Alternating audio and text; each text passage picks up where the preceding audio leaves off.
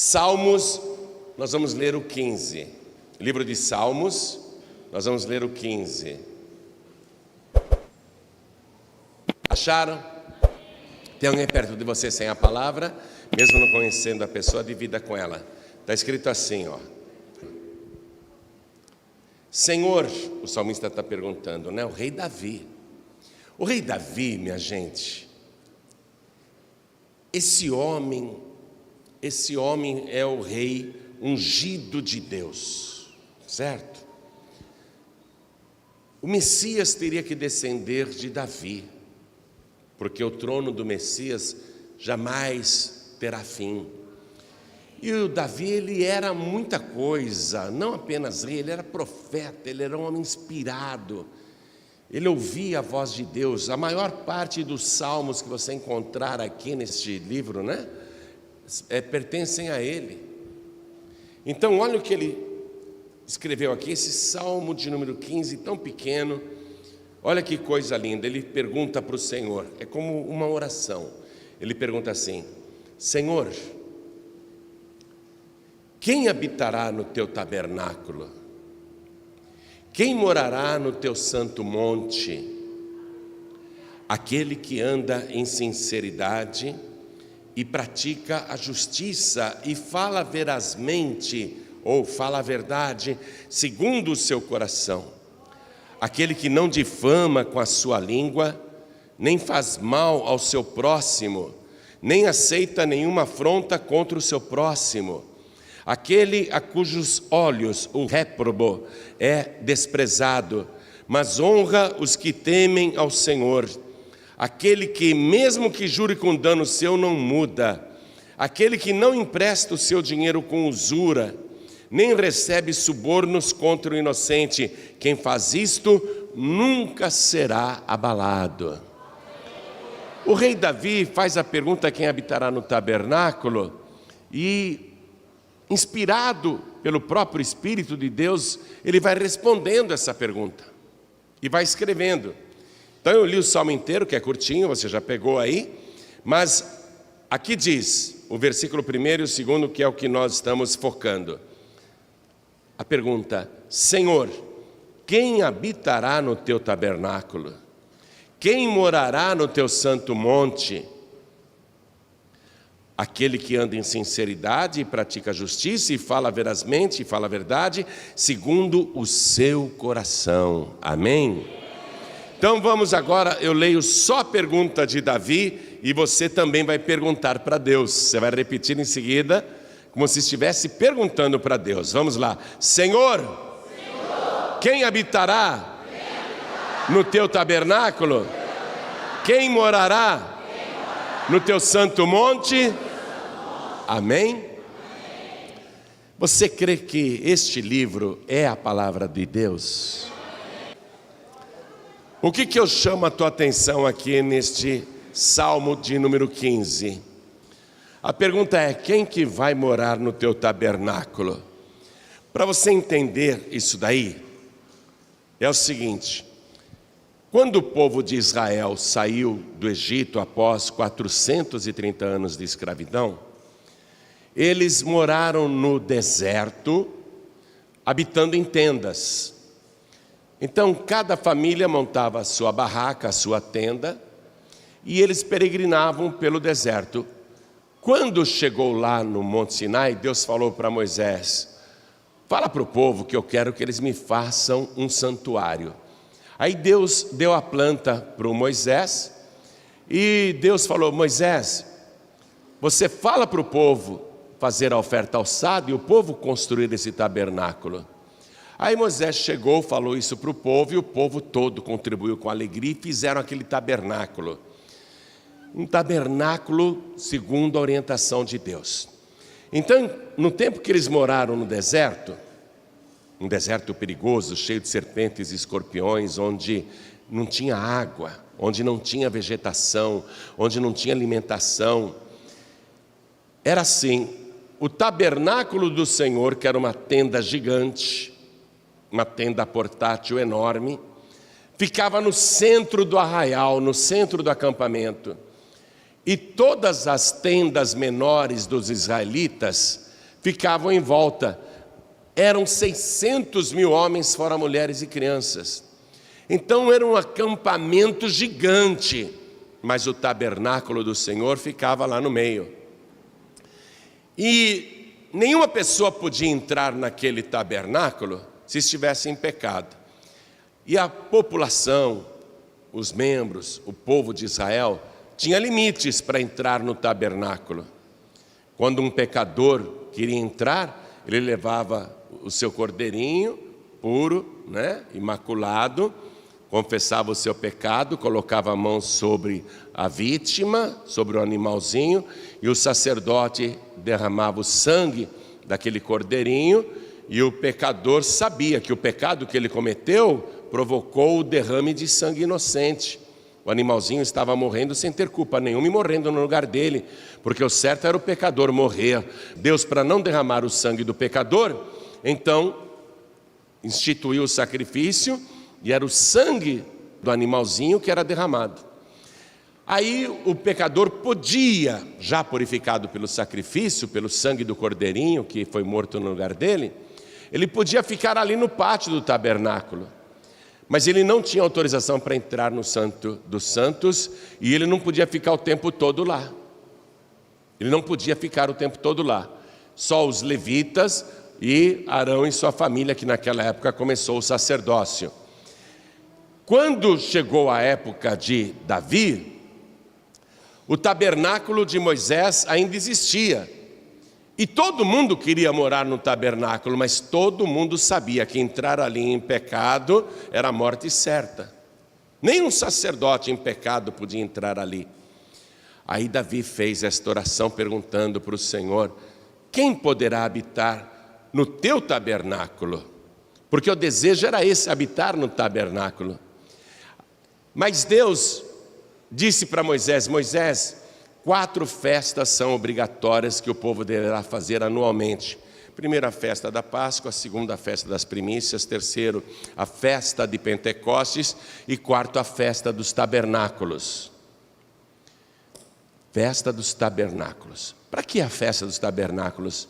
Para lembrar nas gerações futuras os 40 anos que seus antepassados moraram naquele deserto perigoso, sem comida, sem água, sem vegetação. Mas, apesar de todos os perigos, os antepassados desfrutavam da presença de Deus todos os dias. Quer dizer que apesar de todo conflito que havia guerras, problemas, eles enfrentavam dificuldades, perigos, doenças, mortandade, pragas. Apesar de tudo aquilo, eles tinham a certeza de que o tabernáculo de Deus estava no meio deles, que Deus habitava no meio deles, e eles desfrutavam da presença de Deus.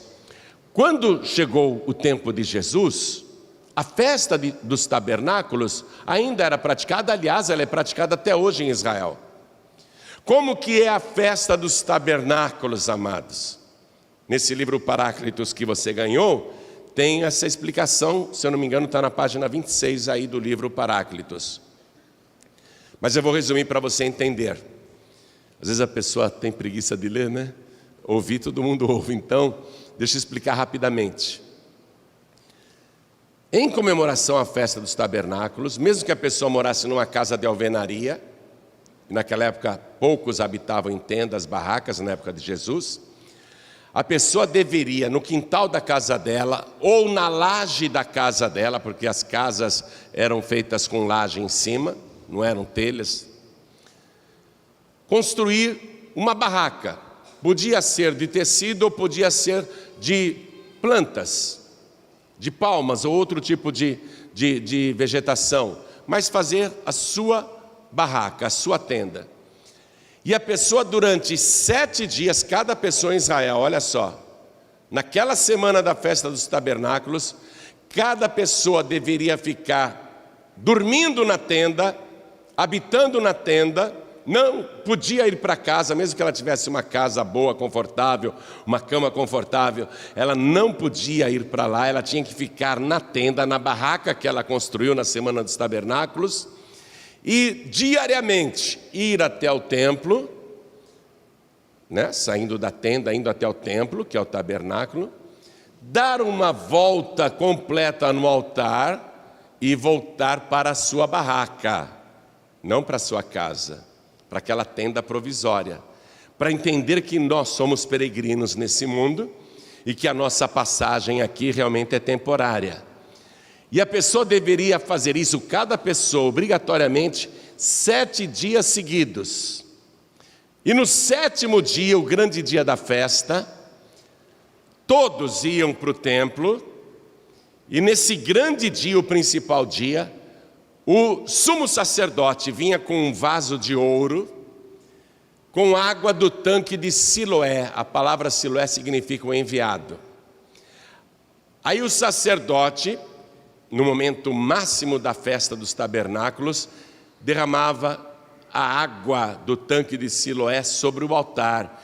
E enquanto isso, o povo, todo o povo deveria clamar: Hosana, Hosana, que é uma palavra portuguesada, mas no hebraico significa salva, nós te rogamos, salva, nós te rogamos. Então, enquanto o sacerdote derramava a água do tanque de Siloé, que significa o enviado, o povo ficava clamando: salva-nos, Senhor, salva-nos, nós te rogamos.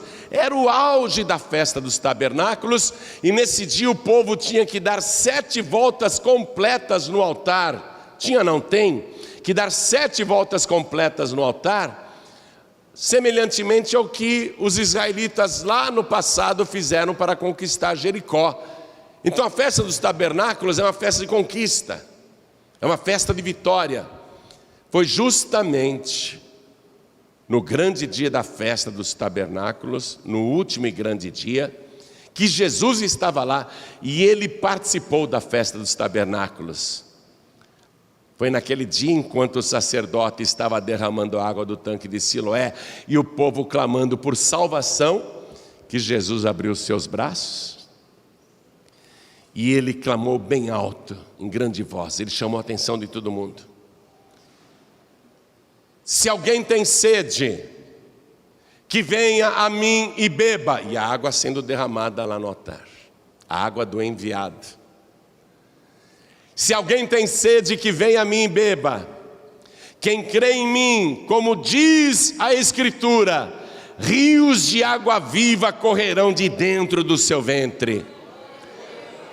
E o apóstolo João anotou o seguinte: e isto disse ele a respeito do Espírito que haveriam de receber os que nele crescem, porque o Espírito Santo ainda não havia sido dado, por Jesus Cristo não ter ainda sido glorificado. Então, naquele momento máximo da festa dos tabernáculos, o que ficou mostrado pelo próprio Senhor? Que o desejo de Davi, o desejo de todo mundo, era morar no tabernáculo, não é isso? Senhor, quem habitará no teu tabernáculo? Quem é puro, isso, fala a verdade, não é? Não é isso? Quem não engana ninguém, quem não difama, etc. O desejo de Davi e de todos os israelitas era ter dignidade para morar no tabernáculo. Só que Jesus está fazendo diferente ali. Ele está dizendo: não é você que vai morar no tabernáculo, sou eu que vou morar dentro de você. Rios de água viva fluirão de dentro do teu ventre. Primeira carta de Paulo aos Coríntios, capítulo 3, versículo 16, está escrito assim: ora, não sabeis que o vosso corpo é o templo do Espírito Santo e que o Espírito de Deus habita em vós? Então, qual é a festa dos tabernáculos hoje? Não é você habitando no tabernáculo de Deus, é o Espírito Santo de Deus habitando dentro do teu tabernáculo. E eu vou te dizer, hoje o Espírito de Deus quer fazer uma morada poderosa dentro de você. Rios de água viva correrão de dentro do teu ventre. Nunca mais você terá sede. Você poderá atravessar o deserto desta vida e Deus estará dentro de você. Esta é a festa. e a festa dos tabernáculos se cumpriu.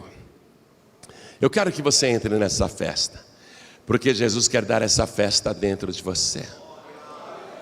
Lá no livro de Apocalipse, capítulo 3, versículo 20, tem um versículo que você conhece, onde Jesus diz assim: eis que estou à porta e bato. Se alguém ouvir a minha voz, você vê, está aberto para qualquer pessoa. Se alguém ouvir a minha voz e abrir a porta, eu entrarei em sua casa, e com ele cearei, e ele comigo. Vamos ficar todos de pé agora, porque Jesus quer dar a festa dos tabernáculos dentro de você. Jesus falava assim para os discípulos: o Espírito da verdade, Paráclitos. Paráclitos é o nome grego do Espírito Santo, porque o Evangelho de João foi escrito originalmente em grego, viu? Não foi escrito em hebraico nem aramaico, foi escrito em grego. E toda vez que aparece o nome do Espírito Santo no Evangelho de João, no original, é Paráclitos. Na nossa tradução está escrito Consolador, Ajudador e até Advogado. Mas Consolador, o que ele faz? Só consola quando a gente está triste? O ajudador faz o quê? Só ajuda quando a gente precisa? O advogado o quê? Só defende quando a gente está com problemas? O Espírito Santo é muito mais do que isso. Ele é consolador, ele é ajudador, ele é advogado, mas ele é mais que isso. Ele é a terceira pessoa da Trindade. Paráclitos é o Deus Todo-Poderoso. E Jesus disse: o Espírito da verdade que o mundo não pode receber. Quem é do mundo não tem como receber o Espírito Santo, porque não vê nem o conhece, disse Jesus aos discípulos. Mas vós o conheceis, porque Ele habita convosco e estará em vós. Então, naquele momento em que Jesus disse estas palavras, Ele era o único ser humano que tinha o Espírito Santo dentro dele. Vós o conheceis porque Ele habita convosco, o Espírito da verdade. Então os discípulos conheciam através de Jesus o Espírito da verdade. Mas Jesus disse: mas Ele estará em vós. E é lindo, sabe por quê? Paráclitos quer dizer ao lado e Cletos, chamado. Então Jesus disse: halos Paráclitos, outro igual a mim, chamado para ficar ao seu lado para sempre. Mas Jesus está dizendo, Ele não quer ficar do lado de fora, ao seu lado só. Ele estará em vós. Dentro, você é o tabernáculo do Deus vivo. Pastor, eu quero o Espírito Santo. Qual é a condição para que o Espírito Santo habite em você? Primeiro, que você seja limpo de todos os seus pecados.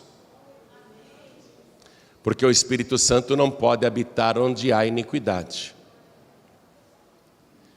Então o nosso corpo tem que ser purificado de todo o pecado. Essa é a primeira condição. Você não pode ter pecado. Agora, quem sozinho pode dizer: eu sou um santo, eu não tenho pecado nenhum? A palavra de Deus diz que não há ser humano que não peque.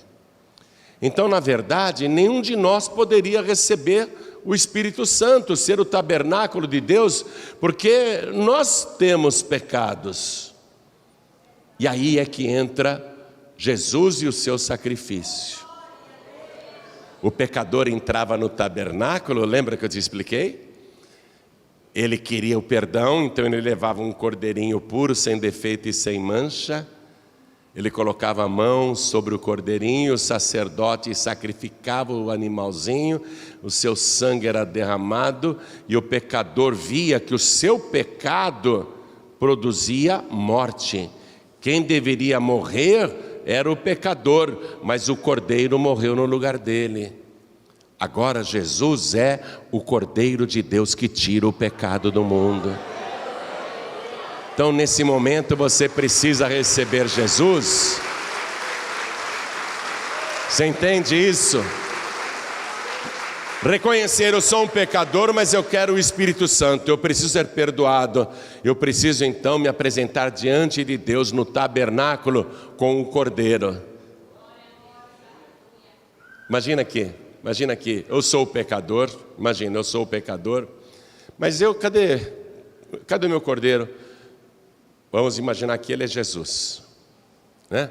Jesus, entra comigo agora lá no tabernáculo, me purifica dos meus pecados com teu sangue. Eu creio que o Senhor morreu no meu lugar para me salvar. Esta é a minha fé. O Senhor me purifica agora de todo pecado. Aí Jesus, claro, aí ele tira todo o pecado. Ele é o Cordeiro de Deus que tira o pecado do mundo. Aí, olha só como nós precisamos de novo de Jesus. João Batista pregava dessa maneira: eu, na verdade, vos batizo com água para arrependimento, mas aquele que vem depois de mim é mais poderoso do que eu. Eu não sou digno de me agachar, desatar as correias e carregar as suas sandálias. Ele vos batizará com o Espírito Santo e com fogo. Eu preciso de Jesus para que Ele me purifique de todo o pecado, e eu preciso dEle, porque só Ele batiza com Espírito Santo e com fogo. Ele tem poder para colocar o Espírito Santo dentro de mim e dentro de você. Pastor, eu quero Jesus como meu único, suficiente, exclusivo e eterno Salvador. Eu quero que Ele me purifique para que o meu corpo seja o templo, o tabernáculo do Espírito Santo. Eu quero que Ele dê essa festa dentro de mim. Eu quero sentir rios de água viva correndo de dentro do meu ventre, saltando para a vida eterna. Eu quero sentir o poder de Deus jorrar dentro de mim. Eu quero transbordar da presença de Deus. E é por isso que eu preciso de Jesus. É por isso que eu quero entregar minha vida para Jesus, porque é só Jesus que batiza com o Espírito Santo. Primeira coisa, entregar a vida para Jesus. Eu quero que você hoje tenha esta fé. Jesus disse: quem crê em mim, como diz a Escritura. Quero que você creia como diz a palavra. Quero que você creia, porque se você crer agora mesmo,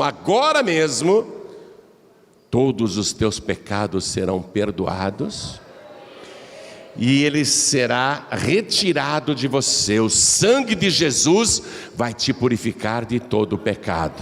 Ele vai zerar o teu passado como se você nunca tivesse pecado, e Ele vai escrever o teu nome no livro da vida do Cordeiro. Ter a certeza da salvação. Quero que você creia, porque hoje, se você crer, você vai voltar para casa sem nenhum pecado. E mais, se você crer e continuar crendo, você vai voltar para casa cheia do Espírito Santo de Deus. É muita bênção que Ele preparou para você. É a festa dos tabernáculos. Quem aqui, ouvindo a palavra, quer a purificação dos pecados, quer o perdão? Quem aqui quer receber Jesus como único, suficiente, exclusivo e eterno Salvador? Ergue tua mão direita assim bem alto, não tenha vergonha não. Ergue bem alto a tua mão. Todos que ergueram as mãos, vem aqui para frente, por favor. Vem para cá, pede licença. E eu vou te esperar de joelhos, tá? Eu vou ficar aqui ajoelhado te esperando. E a igreja vai aplaudir e glorificar ao Senhor por cada vida que está chegando. E está chegando muita gente. Ô glória, vamos aplaudir mais ao Senhor. Ô glória, é a melhor coisa que vocês estão fazendo. É a melhor decisão que vocês já tomaram na vida. Decidir uma carreira é legal. Eu vou ser médico, vou ser advogado, vou ser publicitário, vou ser engenheiro, vou ser arquiteto, né? É muito legal você ser empresário, é legal você decidir a sua carreira. É uma emoção muito grande. É legal também você decidir com quem você vai casar, construir um lar, uma família, tudo isso é legal. Mas muito mais legal foi o que você fez agora. Você disse: Jesus é o meu único Salvador. Isso é maravilhoso. Permanece aqui. Está chorando de alegria, né? É de alegria, né? Está feliz? Eu quero chamar aqui na frente os filhos pródigos. Meu amado, minha amada, preste atenção, você que está sem igreja nenhuma, ou você que não está frequentando uma igreja, só acompanha de longe. Quero falar com você. Jesus disse assim: o Filho do Homem virá num momento em que ninguém imagina. Nós estamos vivendo a época descrita por Jesus, lá em Mateus 24 e 25. Leia depois as profecias. Você vai ver o retrato desta época. Você vai dizer: parece o jornal de hoje? Parece que eu estou lendo o jornal de hoje? Está falando da minha época aqui? E ao mesmo tempo Jesus profetizou o esfriamento dos salvos. E que as pessoas iriam esfriar na fé. Ele pergunta assim: quando o Filho do Homem vier, porventura achará fé na terra? Repare que cada vez mais as pessoas estão esfriando, não estão indo para a igreja, não estão buscando ao Senhor, não estão firmes no caminho. Repare que as igrejas estão se distanciando do verdadeiro evangelho. As igrejas estão se desviando, não é o povo mais que está desviando, o povo já desviou faz tempo.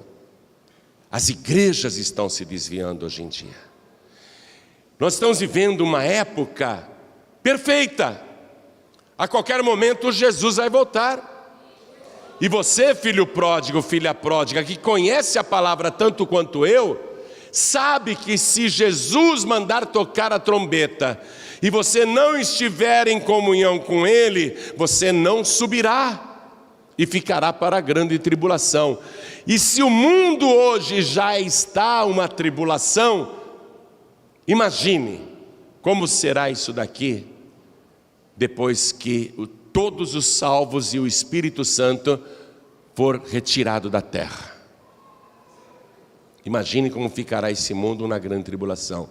Se agora já não está fácil, imagine sem o Espírito Santo. Imagine sem os salvos, que são o sal da terra. Jesus dizia assim: vós sois o sal da terra. Para que servia o sal naquela época? Não só para temperar e dar sabor, mas para conservar o alimento, porque eles não tinham geladeira. Sem o sal, o alimento apodrecia. Imagine quando Jesus retirar os salvos da terra, retirar o sal da terra, como esse planeta vai apodrecer. Pastor, já está apodrecido. Mas você não tem noção de como vai ficar isso daqui. Os homens desejarão morrer. A morte parecerá o melhor acontecimento para quem continuar aqui durante a grande tribulação. Então, meu filho pródigo, minha filha pródiga, você pensa que Deus desistiu de você? Você pensa que porque você se desviou, se afastou, Jesus não quer mais saber de você? Pelo contrário. Quando Jesus contou a parábola do filho pródigo, ele contou que quando o filho voltou, o pai correu ao encontro dele. O pai o abraçou, o pai o beijou, o pai tirou aquelas roupas de farrapos e ele estava descalço, colocou uma sandália nova nos seus pés, colocou roupas novas sobre ele, roupas limpas e um anel de poder no dedo para dizer: esse é meu filho, amém? Então hoje, filho pródigo, só falta você dizer: eu voltarei para a casa do meu pai. E o pai não vai te recusar. Não haverá nenhuma palavra de censura, não haverá nenhuma crítica. O pai não dirá: se deu mal lá no mundo, não quero nem saber de você mais. Não, o pai não dirá isso. Ele vai mandar, pelo contrário, dar uma festa para te homenagear. Jesus disse que vai ter festa no céu se você voltar agora, viu? Todos que estão sem igreja, em nome de Jesus eu desamarro a tua vida. Vem aqui para frente agora. Vem aqui para frente. Eu te desamarro agora. Satanás não tem mais poder para te reter. O diabo não tem mais como te segurar. Vem aqui para frente, filho pródigo, vem aqui para frente, filha pródiga, e vamos aplaudir mais a Jesus, porque esse meu filho estava morto e reviveu, tinha se perdido e foi achado. E o que mais Jesus profetizou para essa nossa época? Jesus profetizou que muitos ficariam sem azeite. Cochilar todos iremos. Leia no livro Paráclitos. Cochilar, todos cochilaremos. A parábola das virgens explica isso. 5 eram prudentes e 5 eram insensatas. As prudentes levaram azeite extra na vasilha. As insensatas não, só tinham azeite ali naquela candeia, naquela lamparina. Mas dormiram todas, porque o noivo estava demorando. Veja, todas eram virgens, todas tinham azeite, todas dormiram, porque o noivo estava demorando. Parece que Jesus está demorando muito, né? Mas à meia-noite ouviu-se um grito, um aviso: o noivo vem! Aí elas acordaram e se arrumaram de última hora, mas as insensatas, quando olharam para as lâmpadas, elas estavam apagadas e se apagando, porque não tinham mais azeite para entrar com o noivo na câmara. Mas as prudentes levaram azeite extra numa vasilha. Leia o livro Paráclitos, você vai ver isso.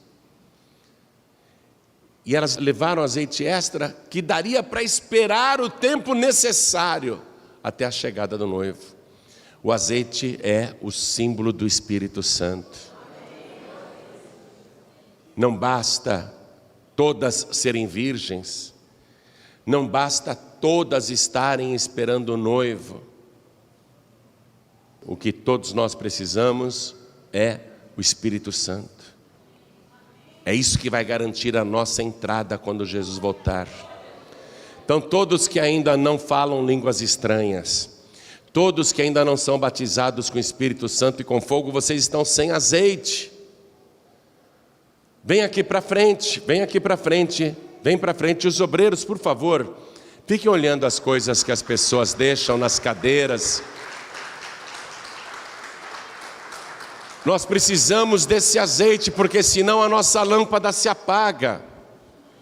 E eu quero que você me prometa que você vai ler o livro Paráclitos 2 vezes até o próximo domingo.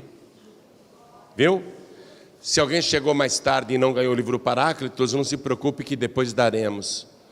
Mas eu quero que você prometa que você vai ler 2 vezes esse livro até o próximo domingo. É fácil ler. Pastor, nunca consegui ler um livro inteiro. E esse você vai ler mais do que 2 vezes. Você vai se apaixonar. Um rapaz deu o seguinte testemunho sobre esse livro Paráclitos. Ele falou assim: pastor, eu li o Espírito Santo escrito pelo Billy Graham. Eu li Bom Dia Espírito Santo escrito pelo Benny Hinn. E agora eu li o Paráclitos. E a conclusão que eu cheguei ao ler Paráclitos é que eu não sabia nada do Espírito Santo. Você vai ler este livro Paráclitos porque ele foi inspirado pelo Espírito Santo. Ele está mostrando o que quer de você. Por isso que eu quero que você leia 2 vezes, porque nós estamos vivendo esse tempo. Eu não sei o dia nem a hora, mas eu estou avisado. Eu tenho que vigiar e orar, e eu tenho que ter o azeite. Amém? Você vê o que significa 10 virgens ali na parábola? 10 pessoas salvas. E o número 10 na Bíblia é o número de totalidade, quer dizer, significa todos os salvos. Amém? Mas 5 não tem, a metade não tem o Espírito Santo. A metade não tem. E não vai dar tempo de buscar o azeite quando o noivo chegar, porque além dele recolher os salvos, ele vai tirar o Espírito Santo também. Por isso que as outras que saíram para buscar azeite ficaram do lado de fora, porque não havia mais azeite, o Espírito Santo já tinha sido retirado. Você está pegando a coisa? Então, hoje nós vamos fazer a busca do Espírito Santo aqui. Amém? Hoje nós vamos orar e você vai ser cheio de azeite. Jesus vai acender a chama do Espírito em você.